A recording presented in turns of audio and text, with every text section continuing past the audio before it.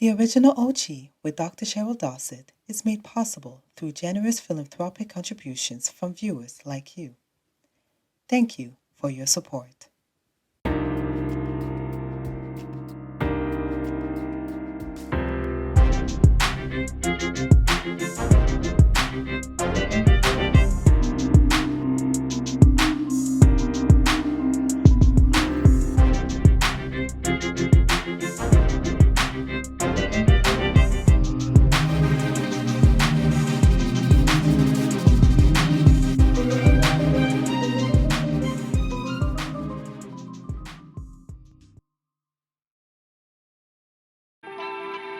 Greetings, my name is Cheryl Dossett and this is My Truth.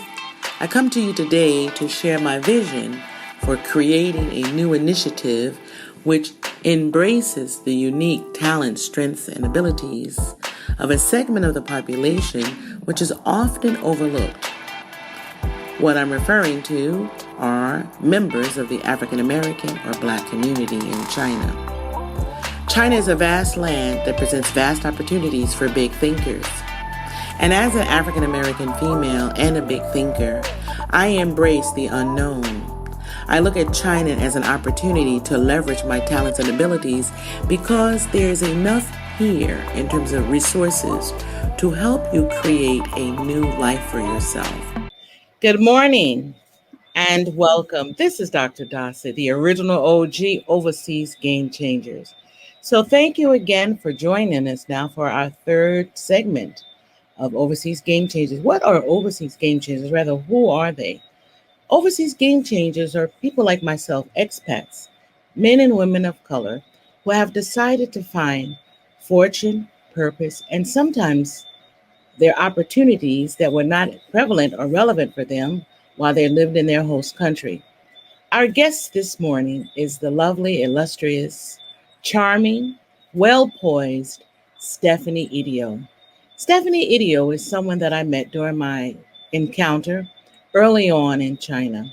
And what struck me about her was her love of natural beauty. In fact, if you look in the crowd amongst the homogeneous group of Chinese, of course she stands out.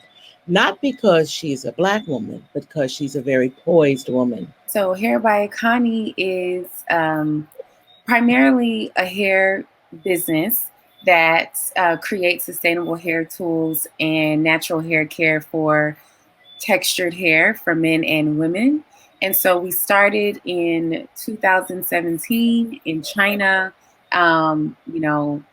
meeting with factories, sourcing our hair, and then eventually creating hair products to take care of our hair, our natural hair underneath the wigs and the hair extensions.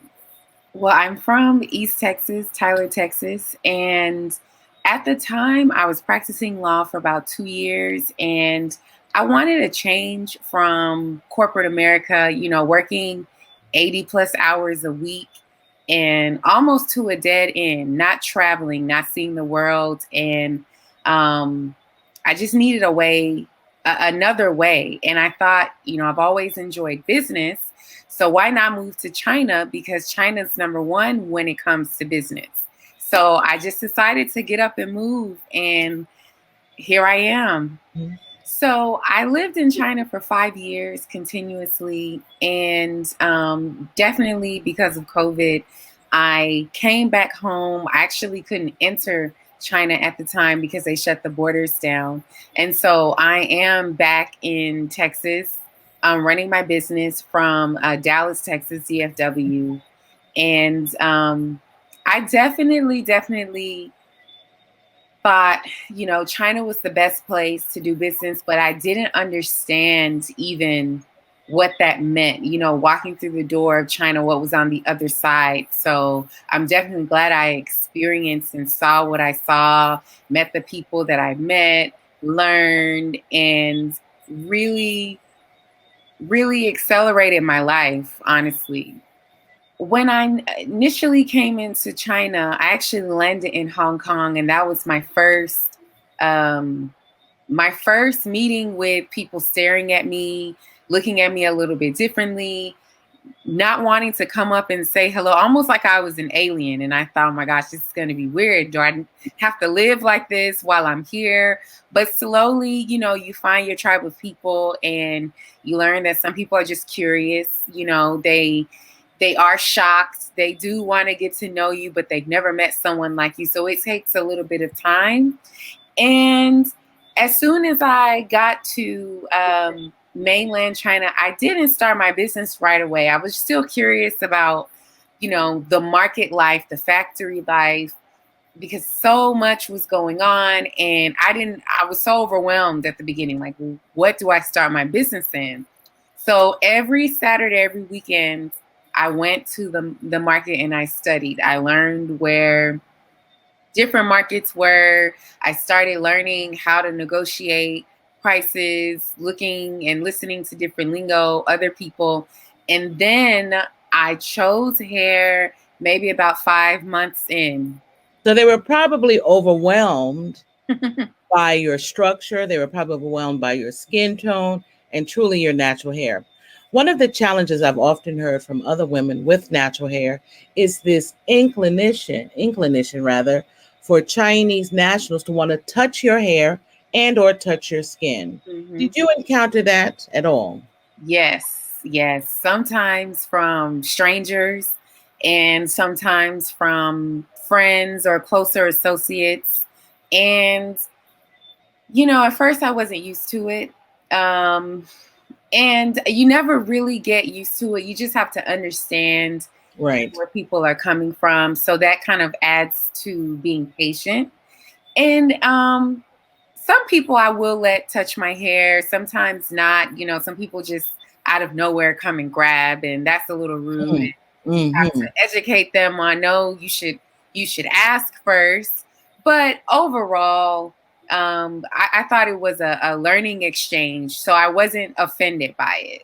What did you do about personal grooming care, makeup, shoes, and clothing? Did you shop while you were there? I know this sounds very superficial, but I was just curious. Or how were you able to integrate and Mhm. incorporate your life from the Western world to your life while you were in China? For me, I had a hard time Yeah, because when I would go to the store, they would say da da. For the first yeah. time, I was so focused on being heavy set that it was overwhelming. I almost started feeling like, what is wrong with me? They would just say, da, da. And one time I went to the store and they were like, booyah, booyah. Like, no, no, no. You can't shop here. There's nothing here for you. I'm like, what are you talking about? No, no, no, no, no. I was like, and I would go into the store. I do remember going into a store and a lady not even letting me enter the store. She was, Yeah. you won't fit anything in here. You won't fit anything. Go to American size store. So I was like, oh my goodness. But you're absolutely right. And I just take it as a difference of culture again. Um, and that's with a lot with China. You have to be patient. You have to know that you're in a new environment and don't take offense to everything. And even then, just guard your energy. Sometimes if I'm not finding what I want in the store, let me just go and get it personally made. So I took a lot of trips to the fabric market and I found lots of local seamstresses who would tailor my clothes and I'd have my family send things and the same with beauty products, hair care products, maybe personal snacks, favorite snacks. I would ask my family and friends to send me things so that I wasn't homesick. You transitioned from the courtroom to the classroom. Did you encounter any of the fears because of who you are? There were a lot of inviting parents, a lot of warm families, as you said before. But then there are those that, for whatever reason, they they instill fear in their children. And there was a particular student that I had that you could tell she wanted to play. You can tell she wanted to warm up to me. And there was a time where we were so close, but then she saw her mom coming. And then I used to think, oh my gosh, it's me. I think she doesn't like me because I'm Black. But I just kind of watched her mom's interactions with all of the other staff, including the Chinese, and she didn't really like anybody. So I made it my mission to teach the children more about diversity, have particular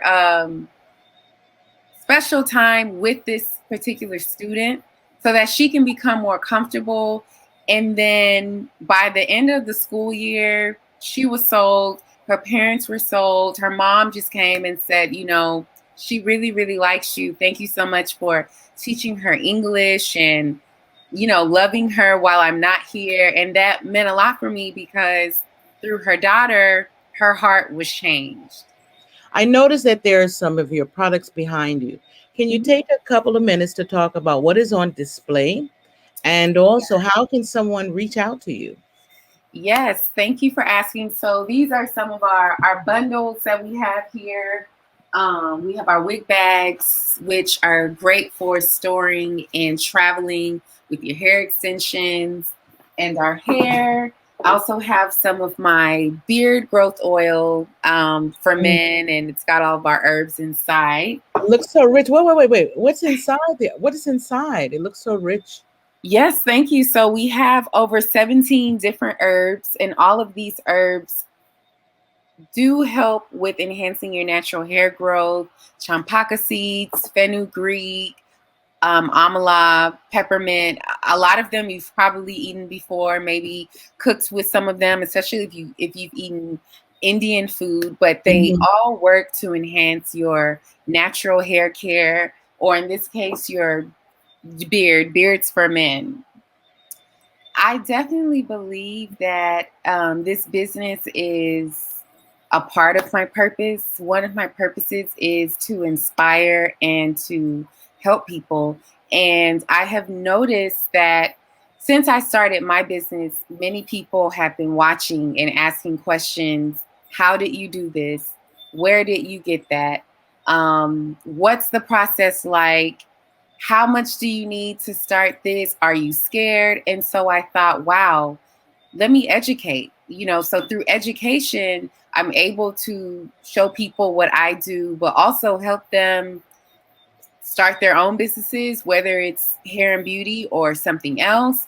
And I definitely think that the overall picture is me just being a vessel, God's vessel, to use my resources and my gifts to help other people. So if I can, through my wholesale, help you start your hair company, or through my consulting, help you source your product so that you can start your business and shine and thrive in your life, then I feel like my work is done. I would like you to finish this sentence. I am certain. How would you finish that? That's your definitive statement. I am certain that what? I am certain that I am living out my fullest potential right now. And we're here to inspire so you can go higher. Yeah. Thank you for your time, Stephanie Idio.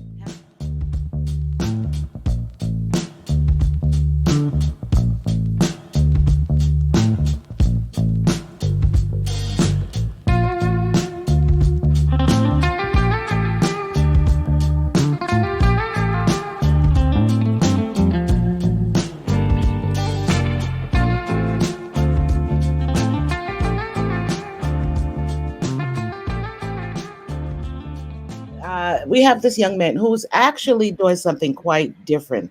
Among our guests, I would say that this individual has turned his intellectual capital into financial capital by creating a proprietary system which helps indigenous populations in China from the African diaspora learn more and how to leverage the intellectual capital of computer science in order to monetize their gifts, talents, and abilities. And so, without further ado, please welcome Abisoy Bella from Nigeria. Welcome to the show this morning, Abisoy. I was reading something about Biometrics a couple of years back in 2012. So I was reading about Biometrics online, and I felt the fact that I was curious about it. With my background in computer science, I was curious about how biometrics actually came into place what happened was what are the technologies behind it. So I went online then, and I actually had to search for a couple of companies that are into biometrics. And one of the companies that actually came to mind was China. So I reached out to my sister, who happens to be a close friend of mine, a close friend and also a sister. Then she told me, okay, fine, if you want to go to China, sure, let's do it. And she started putting all the requirements together for me to travel. It was my first trip as well. I mean, when I got there, it wasn't what I was expecting, but it was beautiful. Based on what we knew back in Nigeria, we actually thought that China was going to be more like a place where you need to eat rice every day. The media picture of China wasn't what I actually saw. So when I got here, I saw this skyscrapers, high-rising buildings everywhere. It wasn't exactly what I was expecting. So I felt a little bit kind of confused at first. Like, this isn't what I saw on the TV. What I saw on the TV before I came was more like, guys in robes, fighting Chinese everywhere and all that. So I was expecting something like that. But then I got here, I saw something totally different. So literally, I was expecting what I saw in the media, but when I got to Shenzhen, it was more like a technology center. I mean, everything was more like, all tech. I was like, wow. And that's when I realized the fact that I think I have a lot to learn. We have this young man who's actually doing something quite different. Among our guests, I would say that this individual has turned his intellectual capital into financial capital by creating a proprietary system which helps indigenous populations in China from the African diaspora learn more and how to leverage the intellectual capital of computer science in order to monetize their gifts, talents, and abilities. And so, without further ado, please welcome Abisoy Bella from Nigeria. Welcome to the show this morning, Abisoy. I was reading something about Biometrics a couple of years back in 2012. So I was reading about biometrics online, and I felt the fact that I was curious about it. With my background in computer science, I was curious about how biometrics actually came into place. What happened was what are the technologies behind it. So I went online then, and I actually had to search for a couple of companies that are into biometrics. And one of the companies that actually came to mind was China. So I reached out to my sister, who happens to be a close friend of mine, a close friend and also a sister. Then she told me, okay, fine, if you want to go to China, sure, let's do it. And she started putting all the requirements together for me to travel. It was my first trip as well. I mean, when I got there, it wasn't what I was expecting, but it was beautiful. Based on what we knew back in Nigeria, we actually thought that China was going to be more like a place where you need to eat rice every day. The media picture of China wasn't what I actually saw. So when I got here, I saw this skyscrapers, high-rising buildings everywhere. It wasn't exactly what I was expecting. So I felt a bit kind of confused at first. Like, this isn't what I saw on the TV. What I saw on the TV before I came was more like, guys in robes, fighting Chinese everywhere and all that. So I was expecting something like that. But then I got here, I saw something totally different. So literally, I was expecting what I saw in the media, but when I got to Shenzhen, it was more like a technology center. I mean, everything was more like, all tech. I was like, wow. And that's when I realized the fact that I think I have a lot to learn. At first, you get to feel embarrassed because thinking the fact that nobody actually want to communicate with you. But later on, you realize the fact that it's not because they don't want to communicate with you. It's because of the fact that they don't know if you can communicate with them Right. without issue. As time went by, I realized the fact, okay, I think the problem was me, not them. So they are Chinese, of course. So I'm the one who is new in the environment. I'm the one who should try to meet them in the middle.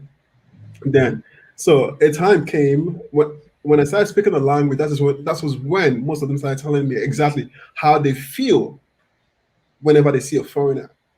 And whenever I go out in the public today, and the first thing, some of them still tend to, like, don't want to talk. And I have to tell them in their own language, like, okay, don't worry, I can speak Chinese. And they're like, oh, okay, okay, okay. So eventually, you do realize, but it's not the fact that they don't want to talk to you. It's not the fact that they don't want to associate themselves with you. It's not because of any other thing. It's just because of the fact that they are confused. They don't know if they can actually, interact with you, or they don't know if they can actually, communicate with you. And sometimes they tend to feel a little bit shy, or sometimes embarrassed if they can't actually pass the message across to you. So to avoid that embarrassment, so they prefer to just stay away. The major challenges we actually have as Africans in China, I would say the fact that we're black is actually the major challenges we have, and that is a reality. But then we can't change it, so you've got to accept it. That is the thing there.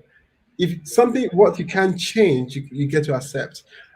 That is so because you can't change something, you need to figure out how to fit into a particular system. Because of course you can't change your color, you can't change it. And another thing is that so being black in China means the fact that being a black person in China means the fact that you are subjected to some kind of strict visa policies at the immigration office. Being a black in China means the fact that if you register a company, you get regular visitations. You get regular visitations, unlike if it was a Chinese person that actually registered it. So these are more like things, and I will say to some extent I would say I do understand them. I do understand them. I wouldn't say what they're doing is either right or wrong, but I would say the fact that people are scared of what they don't know.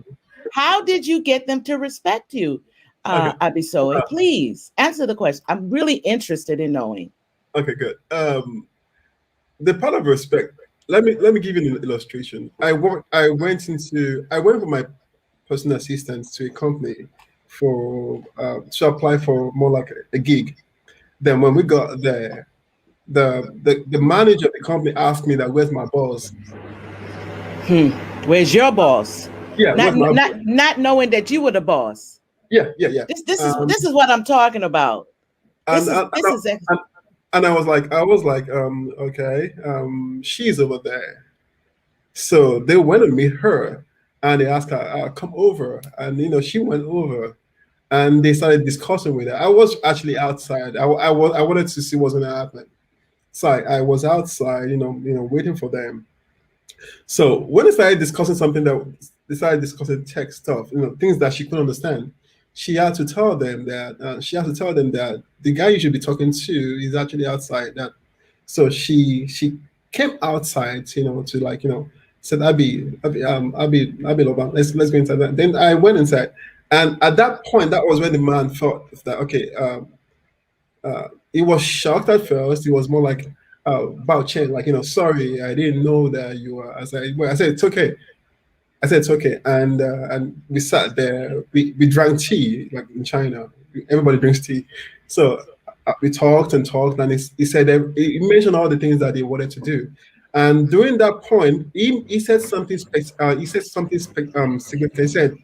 He said he's been in Xiamen. The guy said he's been in Xiamen for about 30 years, and he said that you are the only African guy that I know who is into what you do. So he said he said in his words, I wasn't expecting a black guy here. hello. This is why I say you're an ambassador. That's what we're doing. So he said I wasn't expecting a black guy.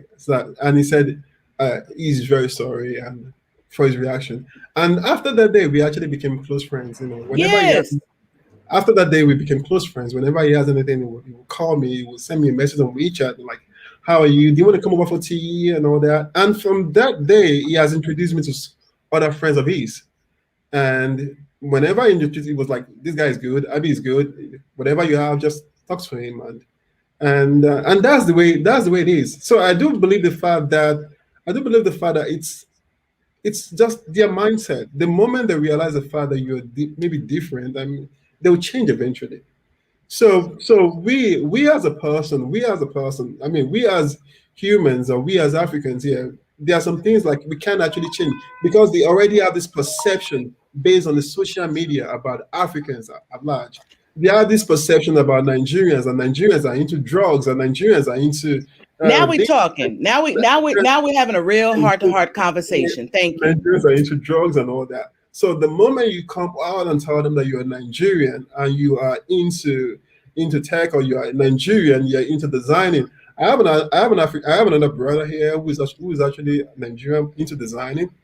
Whenever he comes out, tells me his own challenges and all, and it's almost the same as these challenges are actually the same thing as what I actually go through as well. So, but then eventually these things changes with time after they get to know you. So unlike we as Africans, we accept people even without knowing them. It's in our nature to accept people. But with Chinese, it's different. They need to know you before they accept you. Now, so if I need to be the first, that means I need to I need to. That I know one thing for sure. I'm actually gonna be faced with the discrimination issues. I'm going to be faced with the issues whereby people laugh you're not. We can't give you this job because you are this, and another. We can't give you that because you're this. I knew I was going to face that. So the next thing I needed to do, I realized that okay, fine, I need to get a Chinese person who is going to